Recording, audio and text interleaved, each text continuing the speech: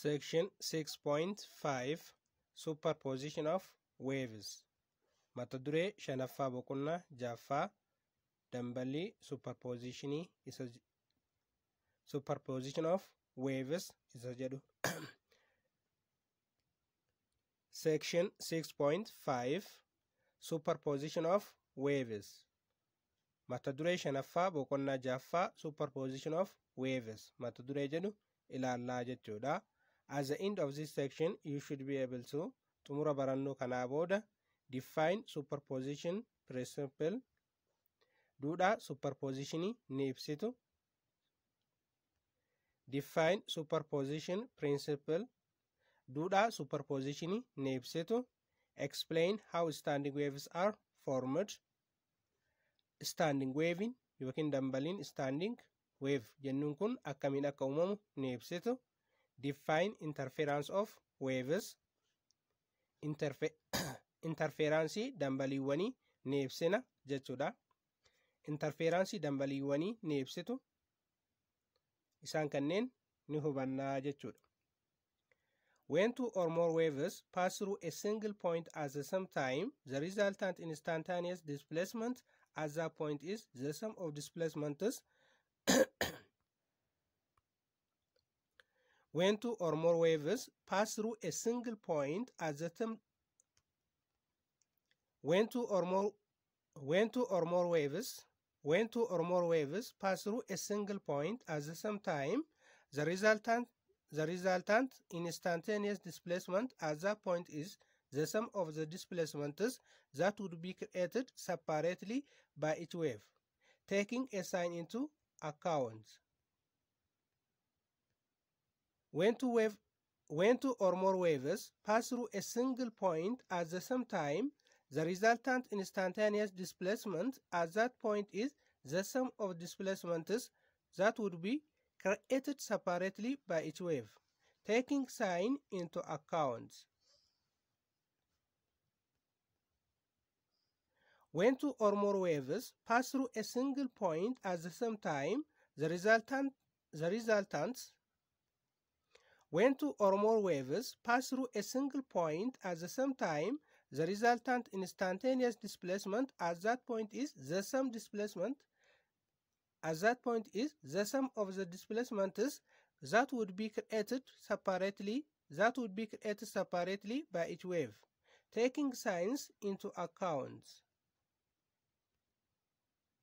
When two or more waves pass through a single point at the same time, the resultant when two or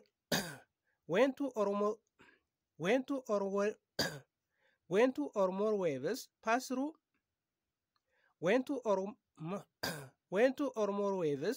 through a single point at the same time, the resultant instantaneous displacement at that point is the sum of the displacements that would be created separately by each wave, taking signs into account.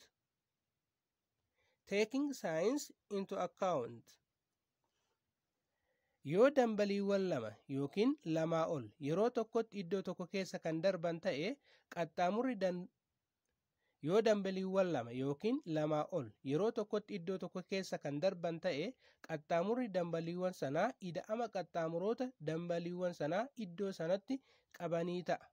Ida'ama qaxxaamuroota dambaliiwwan iddoo sanaa qaxxaamuranii ta'a jechuudha. Kanaaf qaxxaamurri iddoo sanaa ida'ama qaxxaamura dambalii kunniin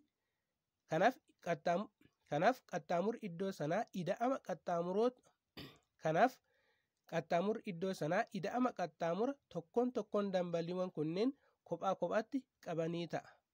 Qaxxaamurri iddoo sanaa ida'ama qaxxaamuroota dambaliiwwan sanaa ta'a jechuudha. This principle is said to be the superposition principle. Duudhaan kun duudhaa superpositionii jedhamaa jechuudha. Ida'ama qaxxaamurootaa kanniin si'a barbaannu kallattii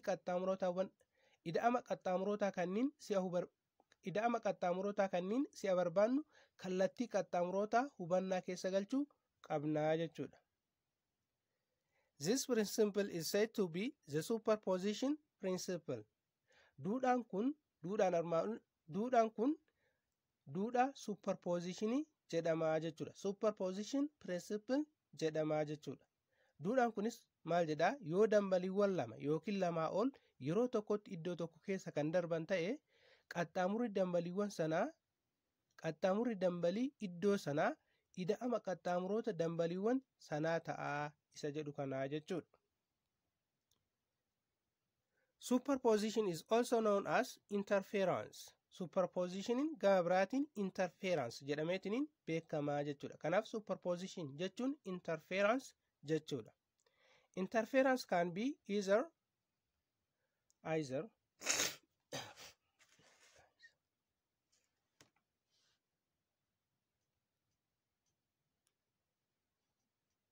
Interference can be either constructive or destructive depending on the phase between the interfering surface.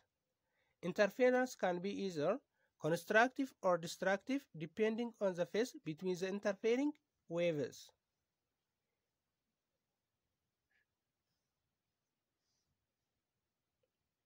Feezii dambaliiwwanii irratti hundaa'uudhaan interferensiin feezii dambaliiwwanii irratti hundaa'uudhaan interferensiin constructive interferensii akkasumas immoo destructive interferensii ta'uudhaan bakka lamatti qoodamuu danda'a. Feezii dambaliiwwanii irratti hundaa'uun interferensiin constructive yookiin immoo destructive feezii dambaliiwwanii irratti hundaa'uudhaan interferensiin constructive interferensii yookiin immoo destructive interferensii ta'uu danda'a jechuudha. Kanaaf feezii irratti hundaa'uudhaan interferensiin bakka lamatti qoodama. Constructive interference and destructive interference jenneetiniin bakka lamatti qoonnaa jechuudha.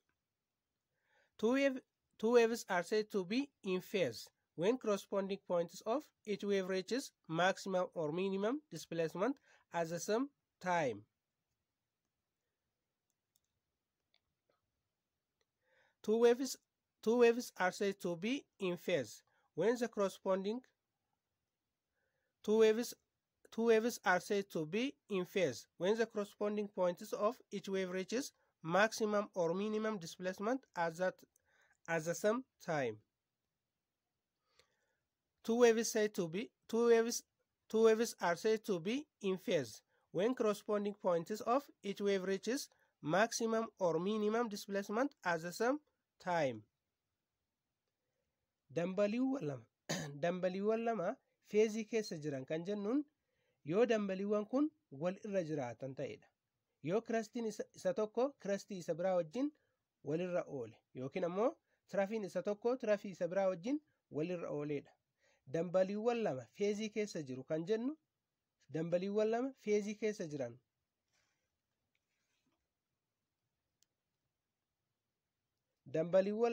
dambaliiwwan lama feezii keessa jiran kan jennu yoo dambaliiwwan kun walirra jiraatan ta'edha. Yoo kiristan isa dambaliiwwan lama feezii keessa jiran kan jennu yoo dambaliiwwan kun walirra jiraatan dambaliiwwan lama feezii keessa jiran kan jennu yoo dambaliiwwan lamaan kun walirra jiraatanidha. Yoo kirastiin isa tokko kirastii isa biraa wajjin walirra oole yookiin ammoo tirafiin isa tokko tirafii isa biraa wajjin walirra oole dambaliiwwan lamaan kun feezii keessa jiru jechuu ni dandeenya jechuudha. Fakkeenyaaf dambaliiwwan isa kana yoo ka fudhanneetiniin kalaallu ta'e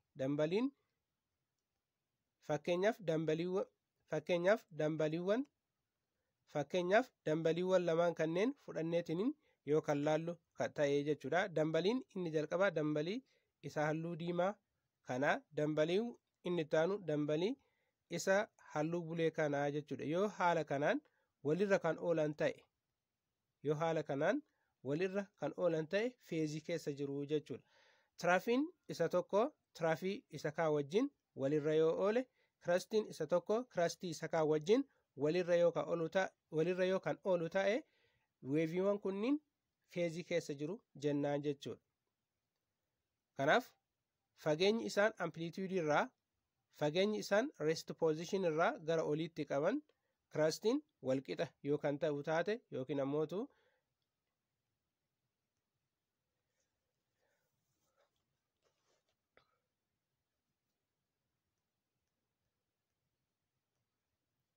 when to predict waves with the same frequency and the wavelengths travel in the same direction in phase, the resultant wave is more amplified, and we can say the two waves interfere constructively.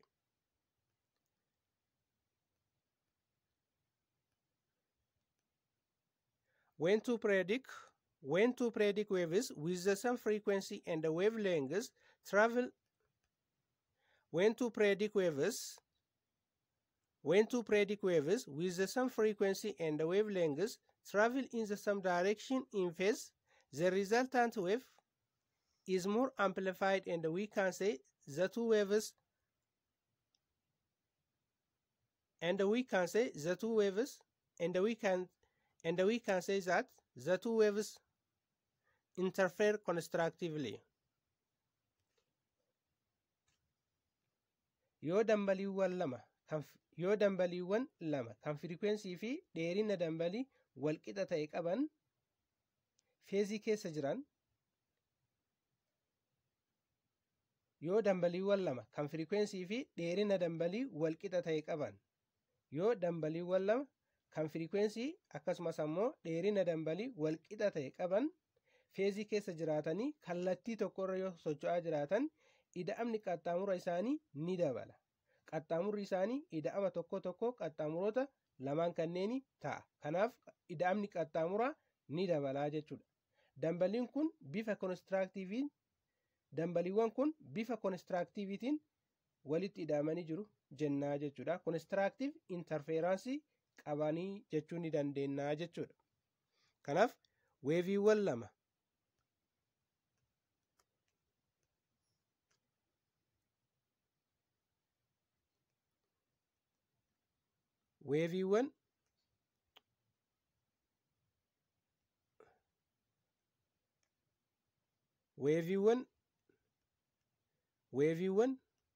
weeviiwwan lama yoo weevleengizii fi akkasumas ammoo frequency walqixa qabaatan, weevleengiziin isaanis walqixa akkasumas ammoo frequency'n isaanis walqixa ta'eetiniin feezii keessa kan jiran yoo kan ta'u taate, ida'amni qaxxaamuroota isaanii ni dabalaa jechuudha. Kanaaf konistiraaktiiv interferaansii ta'uu jechuudha. Maximum amplitude qabaatu jechuudha.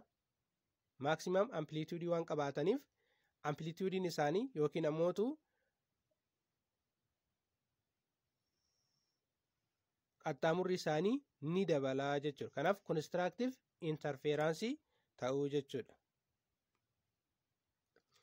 If two periodic waves with the same frequency and the wavelengths travel in the same direction but out of phase, the resulting wave is diminished or maybe zero in amplitude.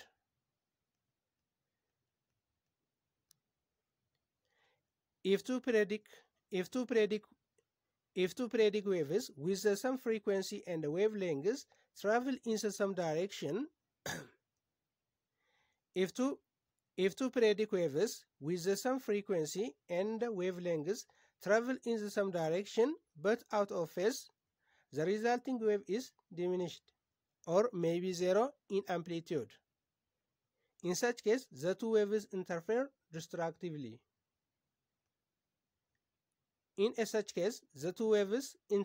destructively. Yoo dambaliiwwan lama kan frequency fi dheerina dambalii wal fakkaataa ta'e qabaatan, kallattii tokkorra kan socho'an ta'e garuu ammoo feeziin ala yoo ta'an, ida'amni qaxxaamuroota dambaliiwwan kanaa ni hir'ata. Zeeroo ta'uus ni danda'a jechuudha. Kanaaf as keessatti dambaliiwwan kun bifa distraactive interferaansii qabu jechuudha. Weeviiwwan lama yoo jiraatan, weeviiwwan yookiin dambaliin lama yoo jiraatan frequency walqixa ta'e kan qaban, akkasumas ammootu weevlengisiin isaanii walqixa kan ta'e out of phase yoo jiraatan, garuu kallattii tokkorra socho'anii garuu ammoo out of phase yoo kan ta'an taate distraactive interferaansii argannaa jechuudha. Fakkeenyaaf dambalii isa kanaa fi dambalii isa gurraacha kanaan kenname yoo laalle frequency wal bira qabaatanii frequency wal qixa ta'e qabaatanii akkasumas ammootu wavelengthiin isaanii wal qixa ta'e garuu ammootu out of phase yookaan ta'u taate kana jechuun crustiin isa tokko tirafii isa biraa wajjin yookaan walitti galu ta'e jechuudha. Akkasumas ammoo crustiin isa tokko tirafii isa kana wajjin wal qixa yookaan ta'u taate out of phase jiru jechuudha. Inni kun amplituudiin isaa gara oliititti fakkeenyaaf meetira tokko yoo ta'e inni kun ammoo gara gadiititti kan gurraachaa kun gara gadiititti meetira tokko yookaan ta'u taate kun nageetiiva kallattiin isaanii faallaa waliiti jechuudha. Kanaaf ida'amni qaxxaamura isaanii 0 ta'a yookiin ammoo ni hir'ata jechuudha. Inni akkana kun distractive interference dha jechuudha. Out of phase gaafa ta'u dambaliiwwan lama si'a kallattii tokkorra socho'an wavelengthiin isaanii frequency'n isaanii wal qixa ta'e garuu out of phase gaafa ta'u interference'n isaa distractive interference ta'a jechuudha. In phase gaafa ta'u garuu phase keessa gaafa jiraatu garuu constructive interference ta'a jechuudha. Fakkeenyaaf wavein isa kanaa fi wavein biraa wavii isa kana yoo laalle kallattiin isaanii kallattii tokkorraa akkasumas ammoo in phase dha jechuudha. Crustiin isa tokko crustii isa biraarra oolaa, crustiin isa tokko crustii isa biraarra oolaa, tirafiin isa tokko tirafii isa biraarra, tirafiin isa tokko tirafii isa biraa irra oolaa jechuudha. Rest position kanarraa fakkeenyaaf inni halluu diimaa meetira tokko yoo ta'e inni halluu bifa kanaa qabus meetira tokko yoo kan ta'u taate amplituudiin isaa meetira 2 ta'a jechuudha. Amplified ta'a jechuudha. Kanaaf resultantiin isaa amplified ta'a jechuudha. Inni kun constructive interference dha jechuudha.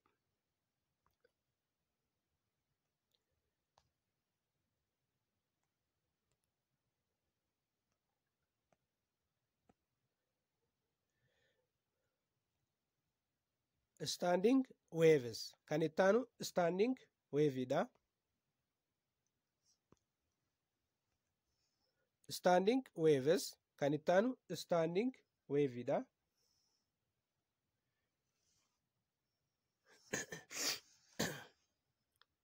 The superposition of two identical waves traveling in opposite direction in the same medium gives standing or stationary wave. Dambaliiwwan superpositionii ta'an lama kan kallattii faallaatiin miidiyamii yookiin wanta tokko keessa socho'an standing wave yookiin dambalii dhaabbataa kennuu danda'u. Dambaliiwwan superpositionii lama dambaliiwwan superpositionii ta'an lama kan kallattii faallaatiin socho'an miidiyamii tokko keessa jechuudha. Standing wave yookiin dambalii dhaabbataa kennuu danda'u jechuudha. Ida'amni amplituudii isaanii rest position irra jiraachuu danda'a jechuudha.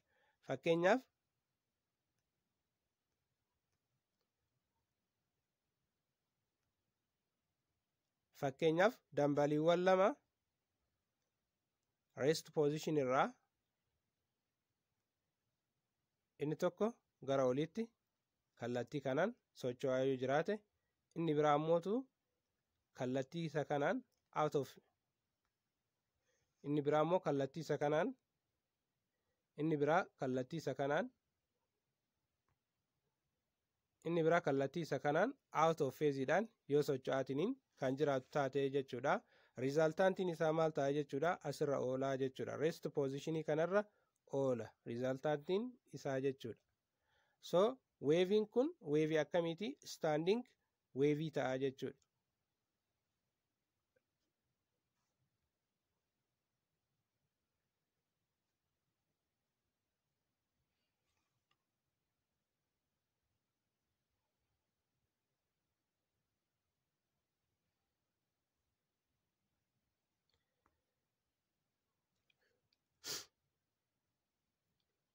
If you have ever, in general, a standing wave is one that oscillates with time, but remains fixed in its location. In general, standing wave is one that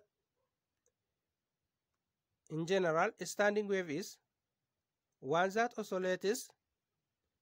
In general, a standing wave is one that oscillates with time but remain fixed in its location. In general, a standing wave is one that In general, a standing wave is one that oscillates with time but remains fixed in its location.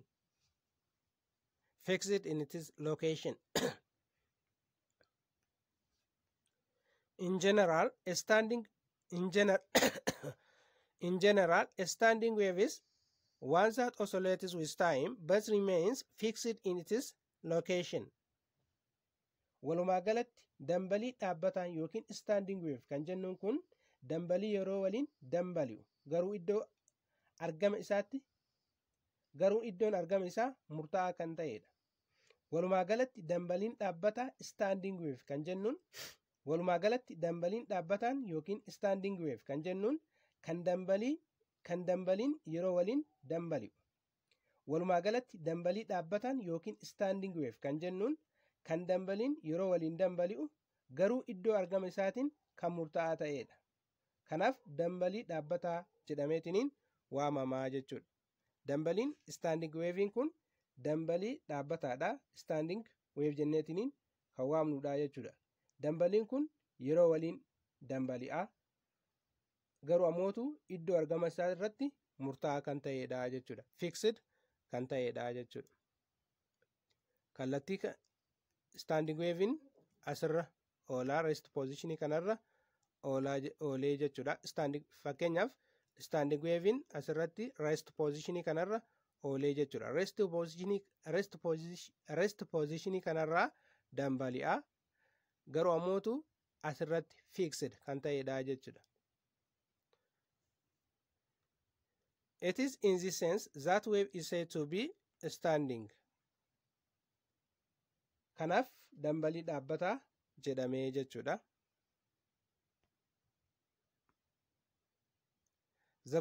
The position in the medium at which maximum displacement occurs are called antinodes, and those positives with zero displacement are called nodes. The positions in the medium at which maximum displacement occurs are called antinodes, and those positions with zero displacement are called nodes. Superpositionii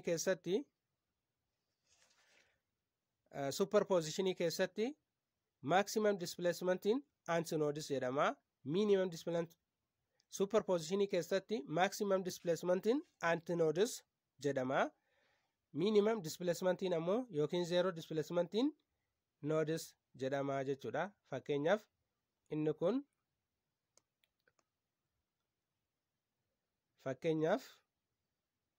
isaan lamaan kunniin weeviiwwan yookaan ta'an taatee jechuudha. Weeviidha jechuudha. Superpositionii destructive superpositioniidha jechuudha. Bakki kun antinodes jedhama. Bakki kunis antinodes jedhama. Bakki kunis antinodes jedhama jechuudha. Gama kaaniin inni kunis antinodes, kunis antinodes, kunis antinodes jedhama jechuudha. The position in the medium at which maximum displacement occur are called what? Antinodes. Antinodes jedhamu jechuudha. And those positions with zero displacements are called nodes. Zero displacement warri qaban ammoo inni kun noodiidha. Bakki tunis noodiidha. Bakki tunis noodiidha. Bakki tunis noodiidha jechuudha. Zero displacementiin irratti noodii jedhama jechuudha. Maximum displacementiin ammoo antinodes jedhama jechuudha. Gara gubbaatti rest position irraa gara olitti ta'uu danda'a. Rest position irraa gara gadiittis ta'uu danda'a jechuudha. Antinodiin kun.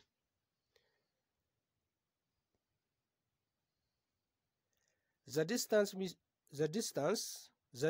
between antinodes is equal to lambda over 2. The distance between adjacent antinodes is equal to lambda over 2. Fageenyi antinodisii lama jidduu jiru. Fageenyi antinodisii lama jidduu jiru lambda over 2dha jechuudha. Lambda over 2dha. Lambda jechuun weevii tokko keessatti kirestii weevii sanaa lama jidduu kan jirudha jechuudha. Fakkeenyaaf weeviin inni buleen kun weevii jalqabaatii jechuudha. Kanaaf lambdaan weevleengiziin kirestiiwwan lamaan kana jidduu fageenya jirudha jechuudha. Fageenyi jidduu isaanii jiru kun asirraa ka'ee jechuudha. As ga'ee asitti deebi'uudhaaf 360 digriidha jechuudha. Kanaaf weevleengiziin inni kun weevleengiziidha jechuudha. Pooyintiiwwan kana jidduu fageenyi jiru. Pooyintii isa kanaa fi pooyintii isa kana jidduu fageenyi jiru laamdaadha jechuudha. Antinoodiin ammoo isa kana antinoodiidha. Bakki kunis antinoodiidha. Bakki kunis antinoodiidha jechuudha. Kanaaf antinoodiin inni kun agasii antinoodii tokko asirraa agasiis antinoodii lammaffaadha jechuudha. So wavelength divided by 2 ta'a jechuudha. Antinoodiin wavelength divided by 2 ta'a jechuudha. The distance between adjacent nodes is lambda over 2. Noodiiwwan lama jidduu distaansiin jirus lambda over 2dha jechuudha. Fakkeenyuma kanarraa bakki kun noodiidha. Bakki kunis noodiidha jechuudha. Bakki kunis noodiidha.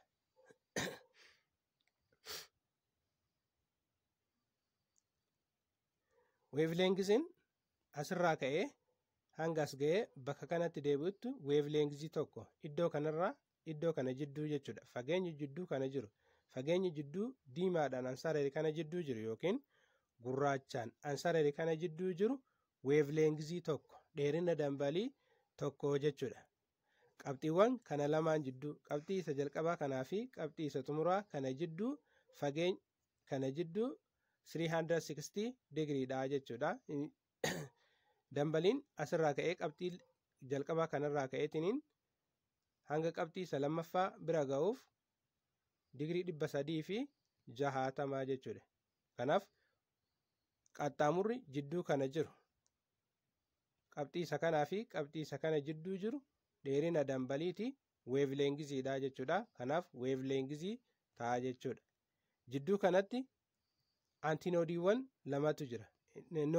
Jidduu kana keessatti noodii lamatu jira. Noodii isa kanaa fi noodii isa kana akkasumas bakka kanas noodiitu jira jechuudha. Kanneen lamaan jidduu noodii kanneen lamaan jidduu fageenyi jiru lambda over 2 ta'a jechuudha. Kanaaf noodii isa tokkoof iddoo kana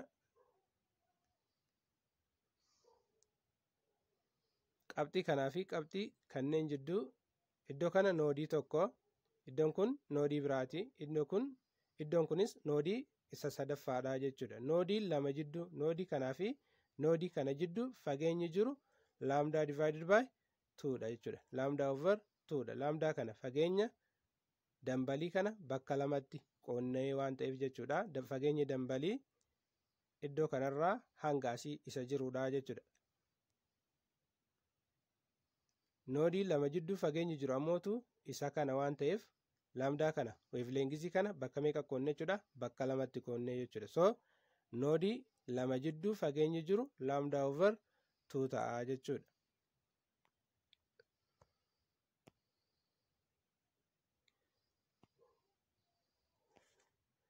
Kan itti aanu the distance between nodes and the adjacent antinodes is lambda over 4. Noodii fi antinoodii lama jidduu fageenyi jiru lambda over 4 ta'a jechuudha. Fakkeenyaaf weevii kana fudhanneetiniin haa laallu. Inni kun halluu diimaadhaan weevii tokko. Inni kun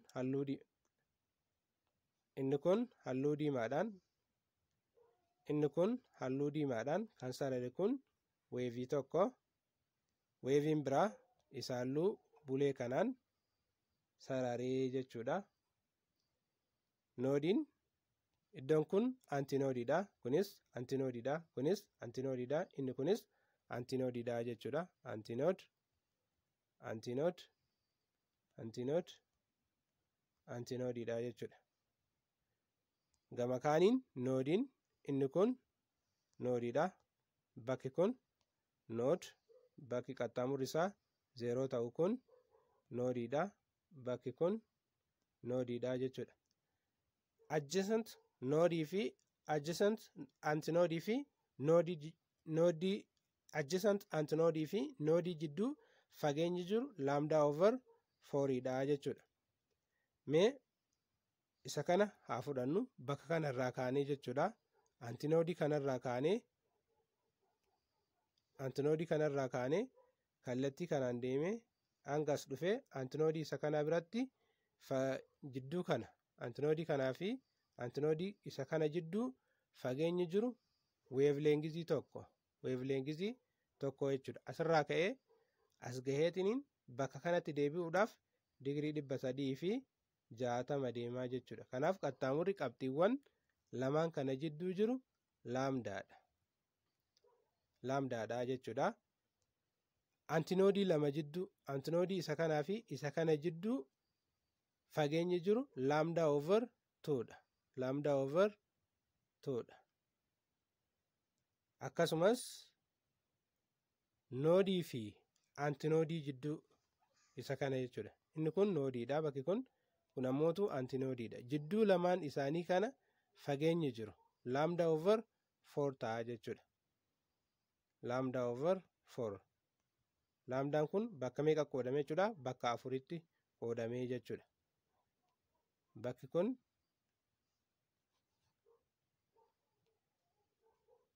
kanaaf haala saniin ta'a.